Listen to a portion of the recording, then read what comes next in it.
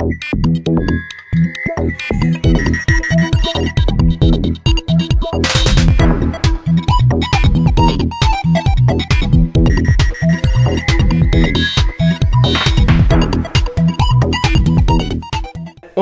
spoil. Et ben on va commencer avec Mysterio, donc qui, je le disais, je l'attendais, est un putain de gros mytho. Ouais. C'est Serge le mytho, ce gars. Alors et c'était assez attendu quand même. En fait, tout le monde disait, ouais, ça va être le méchant ou tout ça. Oui, mais pas que. Moi, je me disais, non seulement ça peut être le méchant, mais en plus, ça va être un gros naze qui n'a aucun pouvoir. En l'état, voilà, tout est fait par artifice, par effets spéciaux, par projection, parce que c'est un gars qui a bossé avec Tony Stark et qui s'est approprié, qui a créé la technologie de Tony Stark. Et Tony Stark l'a un peu piqué comme il fait souvent, ce qui fait aussi qu'on a un méchant qui devient méchant à cause de Tony Stark, une fois n'est pas coutume. Et donc voilà, moi je me suis pas trompé, j'attendais exactement tout ce qu'il y avait autour de ce personnage. Jake Gyllenhaal fait une performance très sympathique, et le Mysterio est vraiment le Mysterio que j'ai vu dans les jeux vidéo, dans les comics, c'est-à-dire un perso qui joue de manipulation, qui vraiment essaye de déformer la vérité, tu sais pas ce qui est réel avec lui, tu sais pas où il est, tu sais pas qui il est, tu sais pas quelle apparence il a prise, tu sais pas s'il dit la vérité, et il ment, enfin voilà, il joue de... C'est un vrai manipulateur. C'est ce qu'on disait, je sais plus, il y a pas longtemps, on disait l'homme mystère dans Batman Forever, c'était une merde intersidérale, je trouvais, par Jim Carrey, c'est dommage. Là, on a vraiment un personnage qui porte bien son nom, qui est vraiment une énigme tout du long du film, même si on voit les twists arriver, on va pas se mentir. On les voit arriver, mais on les voit arriver avec plaisir, en se disant, évidemment, voilà, tu sais très bien que rien n'est vrai, voilà, que ça passe bien. Et mais on se doutait pas que c'était à ce point-là, en fait. Moi, je le savais qu'en fait, moi, je me disais, ces créatures, là, c'est lui qui les contrôle ou qui les fait apparaître pour mieux les buter, je m'en doutais. Et c'est une idée qui est vraiment bien maîtrisée, qui, voilà, même si elle est prévisible, fonctionne bien, je trouve. Et ce qui est rigolo, c'est que ce qui est très malin de la part de Marvel, c'est qu'ils savent que les fans, après, en plus, Into the Spider-Verse, donc de l'an passé, ils savent que les gens ont envie de voir du multivers. Dans le trailer, ils balancent de la Terre 616, etc. Et là, en fait, non, on n'aura pas de multivers. En tout cas, pas tout de suite. C'est fou comment, à chaque fois, ils détournent un peu nos attentes par rapport aux Skrulls qui étaient les gentils. On adore les trailers de Marvel, mais qui jouent vraiment avec nos envies, avec ce qu'on attend. Et ils te donnent complètement autre chose, et finalement ça... Ils réécrivent et finalement ça nous comble quand même, en fait. Ah oui, c'est ça qui est fou. Ils ont quand même des choses à raconter, c'est un peu ce que les gens reprochent bêtement à Star Wars 8, c'est « Ah bah on voulait pas ça, machin et tout ». Bah oui, d'accord, ok, on joue un peu avec nos attentes, mais pas pour rien, parce que pour le coup ça dessert complètement le personnage mystérieux, ça le magnifie, ça le rend plus intriguant, c'est vraiment un menteur qui, avec ses pouvoirs, il a trompé Nick Fury. Alors ça c'est pareil, eux ce sont des Skrulls, donc Nick Fury et Maria Hill. Alors ça je m'en doutais pas à ce point-là, mais c'est vrai qu'en fait ce qui se passe avec Nick Fury... Si tu m'avais dit qu'on aurait les Skrulls avec Spider-Man, je t'aurais dit, en fait, qu'ils ont à foutre là. Ça y est, c'est énorme. Ça fait donc le lien avec Captain Marvel, avec Nick Fury. C'est génial parce que souvent ce que j'ai déjà entendu comme critique du MCU, c'est que c'est un faux univers partagé, genre Doctor Strange, par exemple, dans Thor Ragnarok, il fait juste un coucou et puis il s'en va. C'est le cas des premiers films aussi qui disaient on n'a pas besoin d'avoir vu les premiers films pour voir Avengers, par exemple. Pourquoi, par exemple, dans Winter Soldier, pourquoi Iron Man il n'intervient pas? Vous voyez, ce genre de choses. Mais là, on a une vraie connexion entre les films. Avec Captain Marvel, on s'y attendait pas. Avec le décès avec les Skrulls, avec le décès d'Iron Man, c'est génial. Le fait que un vrai univers partagé, connecté entre les films. Voilà, ça veut dire que techniquement, Black Widow. Donc on aura l'année prochaine, peut-être qu'on verra, je sais pas moi, le Faucon, tu vois, qui arrive d'un coup. Il faut qu'on reparle de l'ouverture du film, elle est assez folle quand même. Franchement, avec ce petit montage de lycéen qui fait un hommage aux Avengers, avec du Whitney Houston derrière. Bon, je suis toujours pas fan de mettre des musiques pop derrière le titre, enfin ils ont trop abusé de ça sur Marvel, mais c'était drôle, j'ai trouvé que c'était vraiment cool, avec Captain America, avec Black Widow. Il y avait de l'idée, c'était sympa. Il y a vraiment un film fun, hein, c'est ça qu'il faut se dire. C'est pas trop cliché, c'est pas trop porté sur l'Europe et sur ce qui va s'y passer, c'est plutôt bien foutu avec Nick Fury qui détourne un peu les vacances, Happy qui va jouer aussi de l'humour et de la protection de Peter Parker, un Peter Parker qui va se révéler, qui va être beaucoup moins insupportable, mais il est super attachant je trouve dans celui-là. Il arrête de faire le con, il est un peu par sa relation avec MJ aussi, j'ai trouvé c'est MJ qui le recadre, en fait. Et putain merci MJ quoi, parce que c'est vraiment MJ et Ned qui vont le recadrer. C'est ça. Et c'était pas à lui d'être le comic relief de son propre film, je trouvais, c'était ça qui était nul, c'était vraiment pas son rôle. Il pouvait être marrant, il pouvait vraiment lâcher des punchlines si tu voulais, mais ça devait pas être le guignol, et là il ne l'est tellement pas, il est vraiment attachant, il est sympa, il a son rôle à jouer, il a ses responsabilités. Il comprend l'héritage qu'il a en fait, il comprend le rôle qu'il a à jouer, les sacrifices Il en parle notamment Ouais. avec Mysterio, Et ça va se des poursuivre. sacrifices qu'il doit faire en fait pour devenir le nouvel Iron Man, même si vraiment c'est plus un grand Spider-Man plutôt qu'un nouvel Iron Man. Et j'adore le fait que Mysterio chie sur son image en fin de film, mais lui Alors, chie littéralement dessus. On en parle juste après, on fait les scènes post-génériques, mais moi je voulais revenir forcément sur la scène. Ouais. Bon, on s'est tourné la nôtre, on a fait oh putain c'était ouf.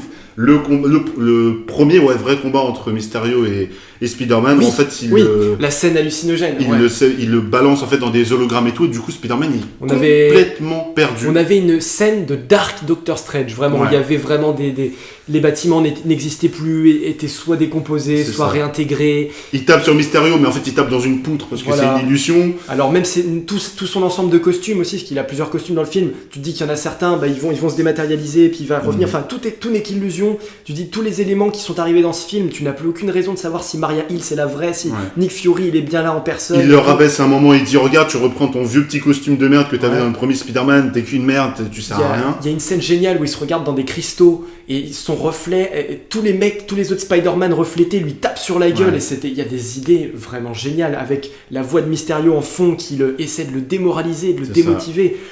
Et c'est ça qu'on attendait de Mysterio, c'est ça qui c'est dans les comics. C'est un hypnotiseur, c'est un manipulateur Ouais, c'est ça. qui Un joue hypnotiseur, avec ouais. l'essence de Spider-Man. C'est vrai Et c'est pour ça que c'est l'un des ennemis que Spider-Man, notamment dans les comics, il est dit que c'est l'un des ennemis qu'il a le plus de mal à battre. Pas forcément parce que c'est le plus fort en physique, Ah mais non. parce qu'il le manipule de ouf. En fait, une fois qu'il est trouvé, qu'il est localisé, quand un mec c'est une sous-merde, c'est un Mm. mec avec un casque et puis une interface, voilà machin. Mais pour le choper, pour arriver à vraiment essayer de savoir putain où est-ce qu'il se trouve, qu'est-ce qui est vrai et tout. Ah, le film a vraiment réussi à me montrer que putain, il était pas facile. Et quoi. même sur la fin, Ils ont galéré. Hein, et c'est même pas- sur la fin, quand il se retrouve du coup à terre, il dit oh bah allez, tends-moi la main. Et en fait, il allait lui mettre une balle dans la tête et finalement il se retourne et il arrive à le déjouer. Donc Très bien joué Spider-Man, t'es Ouais. pas tombé dans le panneau. Ça c'était une bonne scène. On Ouais. passe au post-générique. Si tu veux. Alors forcément, les scènes post-gènes, nous on avait tous nos attentes, on se disait Norman Osborn, on se disait Sinister Six, on se disait Attention, moi je vais multivers. pas. Non mais je te dis, partout ça parlait de ça. Finalement, mais rien de tout ça, ça part un petit peu sur les délires qu'on avait dans le comics de Civil War. Mhm. Le retour de James Jonah Jameson, mais alors là, Interprété par J.K. Simmons. c'est Le seul et l'unique. ouf.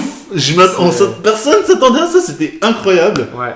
Petit caméo, quoi. Pas besoin de plus. Ouais, C'était donc parfait. peut-être qu'il sera pas forcément de retour dans Non, Spider-Man mais 3. les caméos suffisent, hein, c'est fait pour ça. Et donc Mysterio qui balance le Qui lui a petit cadeau chié dessus. empoisonné. Qui en fait, avant de mourir, a réussi à faire une vidéo trafiquée avec un montage son et une image qui La mettent force du montage. qui mettent en scène Spider-Man en train de l'exécuter, alors qu'en Ouais. fait Spider-Man était en train de l'arrêter C'est ça. et de Il dit à tous les de le drones stopper. exécutez l'ordre, en fait Voilà. exécutez tout le monde. Exécutez-le. Et du coup forcément les gens vont l'interpréter différemment. Et en fait, il balance sur Times Square les images de Spider-Man en train d'assassiner Mysterio. Et son identité. Et là, l'opinion. Oui, Et son identité, il balance surtout. l'image de Peter Parker et son blaze Mm. vraiment à la terre entière, ce qui fait que on précipite la chose.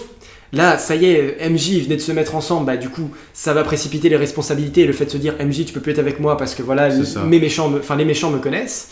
Ça va engendrer. Ça va énormément de faire choses. pour tous les ennemis Spider-Man, notamment le Scorpion qu'on avait vu dans le premier Homecoming, qui va du coup connaître son identité, ça forcément, il va être au courant direct. On a seulement un défaut dans ce film, le seul, qui est petit.